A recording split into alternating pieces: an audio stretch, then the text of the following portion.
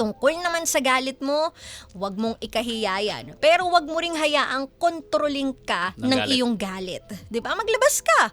Kausapin mo yung taong mapagkakatiwalaan mo. Yung kung gusto mong umiyak, kung kailangan, gawin mo. Kung yan ang magpapagaan sa nararamdaman mo, kaysa sumabog ka ng sumabog, mas mahirap yun. Delikado yan. Totoo yan. Matuto rin tayo magpahinga, mag-timer sa buhay, huminga.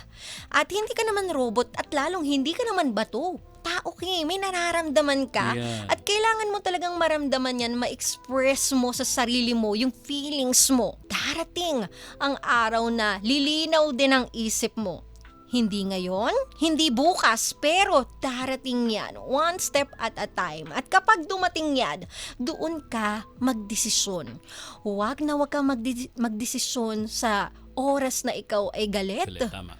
sa oras na ikaw ay takot, kundi dapat doon sa panahon o sa oras na ikaw ay mahinahon. Kasi doon lalabas yung totoong lakas ng loob mo. Kaya sa ngayon, isa lang muna yung gawin mo. Alagaan mo yung sarili mo. Kasi kung buo ka, mas magiging mabuti kang ama kahit anong mangyari sa inyo ng asawa mo.